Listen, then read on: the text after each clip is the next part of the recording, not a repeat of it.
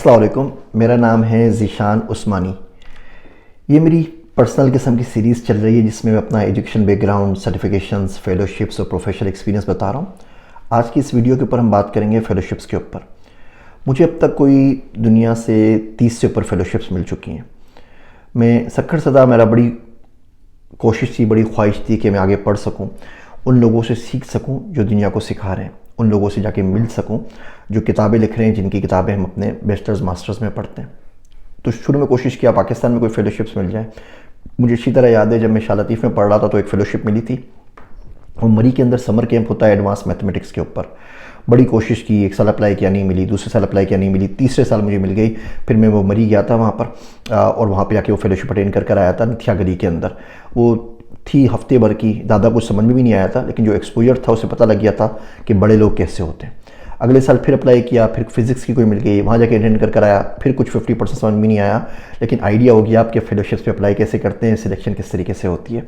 उसके बाद जो मेजर ब्रेक थ्रू आया ज़िंदगी के अंदर, वो लम्स की जब स्कॉलरशिप मिली मास्टर्स करने के लिए 2003 के अंदर, वहाँ चला गया। फिर वहाँ टीशिप भी मिल गई, पढ़ाने भी लग गया। 15,000 रुपये मिलते थे महीने के और वहाँ पढ़ता रहता था। लेकिन लम्स से पहले भी मैंने लम्स की लाइब्रेरी की एक्सटर्नल मेंबरशिप ले ली थी। तो लम्स की लाइब्रेरी बड़ी अच्छी है, वो एक्सटर्नल मेंबरशिप देते हैं और आप इंटर लाइब्रेरी लोन के ज़रिए किताबें घर पे मंगवा सकते हैं। आप मेंबरशिप ले लीजिए उनकी, आप उनको बोलें रिक्वेस्ट भेज दें वेबसाइट के ऊपर, किताब TCS से आपके घर के ऊपर आ जाएगी, आप पढ़ के कोरियर से वापस कर दें, दूसरी किताब मंगवा लें।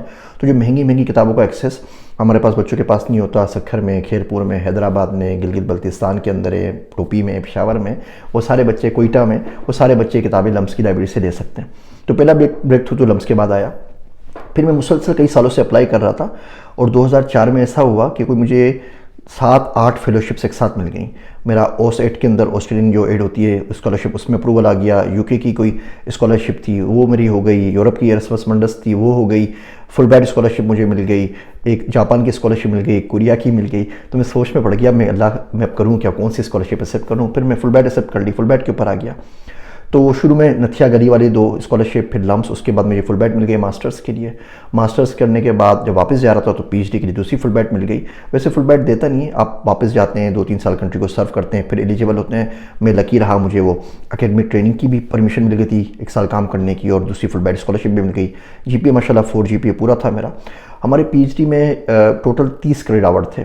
मेरा एडवाइज़र वो बहुत सख्त था, डेनियल कर्क, तो उसने बोला कि तुम किस बात के साइंटिस्ट हो, अगर दुनिया को अपनी बात बता ना सको तो जर्नलिज्म पढ़ो। उसे जर्नलिज्म पढ़ा दी, अंग्रेज़ी पढ़ा दी। साइकोलॉजी का शौक है, मैं साइकोलॉजी पढ़ ली। मैथमेटिक्स का शौक है, मैथमेटिक्स पढ़ ली। इकोनॉमिक्स का शौक है, इकोनॉमिक्स पढ़ ली। हमारी वो ब्लैंकेट फेलोशिप होती है, इसका मतलब कि वो एक लगाबंदा अमाउंट यूनिवर्सिटी को देते हैं और बोलते हैं बच्चा जितने चाहे कोर्सेज ले ले। तो जब मैं ग्रेजुएट कर रहा था तो मेरे एडवाइज़र ने बोला कि तुम्हारा एक मास्टर्स PhD हो गया है, but you have enough credits कि आप 4 मास्टर और ले सकते हो। साइकोलॉजी में ले सकते हो, मैथमेटिक्स में ले सकते हो, जर्नलिज्म के अंदर ले सकते हो और इंग्लिश के अंदर ले सकते हो। तो मैंने बोला नहीं भैया, वो फुल बैट वाले मार डालेंगे, बोलेंगे कि तुम मास्टर्स PhD करने भेजा था, तुम क्या कर आ गए हो, बहुत मसला हो जाएगा। तो मैंने वो डर के मारे नहीं ली उस वक्त। अब ख्वाहिश होती कि काश ले लेता तो 4 मास्टर्स डिग्री और हो जाती। खैर, लम्स की फ़ेलोशिप के बाद पाकिस्तान आ गया, JK पढ़ाने लग गया। 2012 के अंदर मुझे फ़ेलोशिप मिली। अच्छा, जब मैं स्टूडेंट था, पढ़ रहा था, तो इसके बीच में मैंने बहुत सारी फ़ेलोशिप्स ली, मैं अप्लाई कर देता था। 2007 के अंदर मुझे स्कूज़ा मिल गई, student conference on US affairs, तो मैं वेस्ट पॉइंट मिलिट्री अकेडमी चला गया उस फ़ेलोशिप के ऊपर। फिर 2008 के अंदर शायद नफाक मिल गई, naval academy foreign affairs conference, वहाँ हेनरी किसिंजर से, जनरल पेनिटा से और कॉलिन पावल से, जॉन अबीज़ाद से, तमाम लोगों से मुलाकात रही, लेक्चर्स दिए, लेक्चर्स सुने। तो US नेवल अकेडमी चला गया एनापोलिस के अंदर, मेरीलैंड के अंदर है। उसके बाद मैं एक समर गुजारने चला गया एंकरेज अलास्का के अंदर, यूनिवर्सिटी ऑफ अलास्का के अंदर। वो बड़ा ठंडा माहौल था, बड़ा मज़ा वहाँ पर आया। एक सेमेस्टर मैंने गुजारा डॉक्टर डेनिस कोनन के साथ यूनिवर्सिटी ऑफ हवाई मनोआ के अंदर। वहाँ वो जोसेफ स्टिग्लिट्ज़ साहब जो हैं, जिनको नोबेल प्राइज़ मिला इकोनॉमिक्स में, उनके साथ भी कुछ टाइम गुजारा। फिर एक सेमेस्टर के लिए मैं सांता फे इंस्टीट्यूट चला गया। फिर कुछ अरसे के लिए, कुछ हफ्तों के लिए मैं क्रोटन वेल्थ यूनिवर्सिटी है, जी की कॉर्पोरेट यूनिवर्सिटी है, तो वहाँ चला गया। वहाँ पे मैंने कोर्स किया था सेल्फिश लीडर्स के नाम से। बड़ा इंटरेस्टिंग कोर्स है, ज़िंदगी में टाइम मिला तो आपको बताऊँगा। खैर, उसके बाद फुल बैट किया तो वापस पाकिस्तान आ गया। फिर मुझे पाकिस्तान से NDU से फेलोशिप मिल गई, नेशनल सिक्योरिटी वर्कशॉप की मिल गई।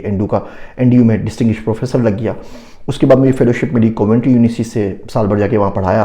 वहाँ पे मैं इंडस्ट्री प्रोफेसर था। फिर मुझे मिल गया नॉर्थ साउथ यूनिवर्सिटी ढाका से, ढाका चला गया। उसके बाद चाइना चला गया चेंगडू के अंदर, वहाँ पे कुछ टाइम गुजारा।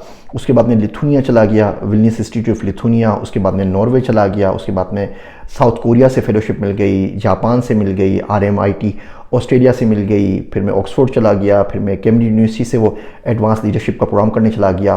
बीच में 2-3 मरतबा MIT से आया, क्वांटम कंप्यूटिंग के कोर्सेज़ किए, एपिडेमियोलॉजी में कोर्स किए।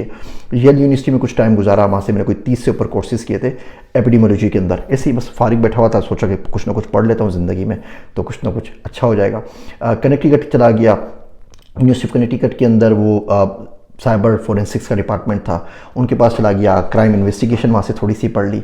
उसके बाद आइजनहॉवर फेलोशिप मिल गई। I am one of the youngest Eisenhower fellows in the world. कोई 1500 आइजनहॉवर फेलो इन दुनिया के अंदर, उसमें 30 कोई मुल्क के सदर या वज़ीर आज़म रह चुके हैं। वो बड़ा इंटरेस्टिंग प्रोग्राम था। वो 7 हफ्ते का प्रोग्राम होता है, आप पूरे अमेरिका के अंदर घूमते हैं। आप माइक्रोसॉफ्ट गए, सिमेंटेक गए, Google, Facebook, you name it. NDU के अंदर नेशनल सिक्योरिटी वर्कशॉप पाकिस्तान की जो थी वो बेस्ट मेरी फेलोशिप थी। उसके बाद फिर RMIT से मैंने ब्लॉकचेन पढ़ा, ऑक्सफोर्ड से ब्लॉकचेन पढ़ा, जापान से ब्लॉकचेन पढ़ा, साउथ कोरिया से ब्लॉकचेन पढ़ा। तो ये सारी की सारी फेलोशिप्स मैं लेता चला गया। अभी भी मुझे मिलती है। बिहारी फेलो बन गया ब्राउन यूनिवर्सिटी के अंदर। फिर मैं बाद में मैंने पढ़ाया, अभी विजिटिंग स्कॉलर बन के चला गया, यूनिवर्सिटी ऑफ मैसाचुसेट्स के अंदर चला गया।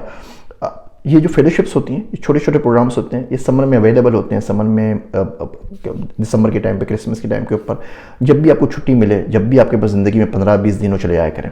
एक बहुत ही इंटरेस्टिंग वेबसाइट मैं आपको बताता हूँ, उसका नाम है रिमोट ईयर। रिमोट ईयर वाले क्या करते हैं, आपको 1 साल का प्रोग्राम भी 1 साल ले जाएंगे और दुनिया के 14 मुल्कों में घुमाएंगे। 6 महीने का प्रोग्राम भी है, 3 महीने का भी, 1 महीने का भी है। अगर आप अफोर्ड कर सकते हैं ना, तो ज़रूर ज़रूर ज़रूर रिमोट ईयर वालों के साथ चले जाइए।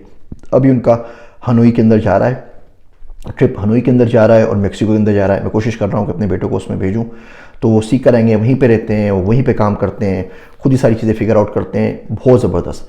और अगर आप ये फेलोशिप्स इतने सारे आप अप्लाई नहीं कर सकते और आपको नहीं मिल रही फ़िलहाल किसी भी वजह से, आपकी तालीम इस्तेदाद इतनी अच्छी नहीं है, आपकी अंग्रेज़ी इतनी अच्छी नहीं है, वीज़ा पासपोर्ट का अफोर्डेबिलिटी का कोई मसला है, ज़्यादातर इसमें फ्री होती हैं। 30 की 30 फ्री थी, मेरे पास से तो रुपया टका भी नहीं गया।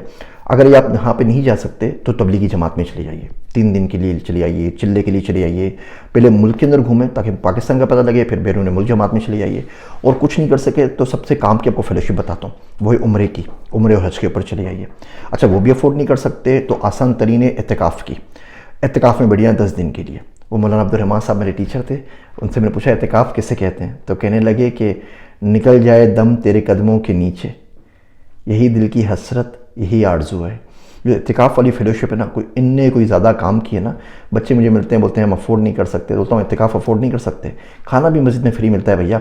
10 दिन के लिए बैठना होता है, बैठ के बैठिए आराम से, अल्लाह से बातें करें। वो जो रूटीन वाली मस्जिदें होती हैं ना, उधर मजा आया करें। सुबह उठ जाओ, शाम ये करो, बाद में ये करो। बंदा इत्तिकाफ़ नहीं कर रहा, PT कर रहा है, सुबह से शाम तक शेड्यूल पे आराम से नमाज़ पढ़ें और आराम से अल्लाह से बातें करें बैठ के, उससे बड़ा फ़ायदा होगा। तो जो फेलोशिप्स मैंने की हुई हैं, उनके जो तमाम के जो लिंक्स हैं, ये लिंक्स मैं आपसे शेयर कर रहा हूँ, ताकि अगर आप इन फेलोशिप्स पे अप्लाई करना चाहें, इन प्रोग्राम्स में जाना चाहें, फूड स्टेप्स को फॉलो करके, तो चले जाइए। अल्लाह से दुआ करता हूँ कि अल्लाह आपको मुझसे बहुत आगे लेके जाए, आप मुझसे बहुत ज़्यादा सीखें ताकि बाकी लोगों को सिखा सकें। आखिर में आपसे काम की बात अर्ज़ करता हूँ, अल्लाह से उम्मीद करता हूँ कि आपको समझ में आ जाए। पैसा और इल्म जब तक आप खर्च नहीं करेंगे ना, जमा नहीं होगा। मेरे वास्ते दुआ कीजिएगा। मैं हूँ आप सबका ज़ीशान उस्मानी।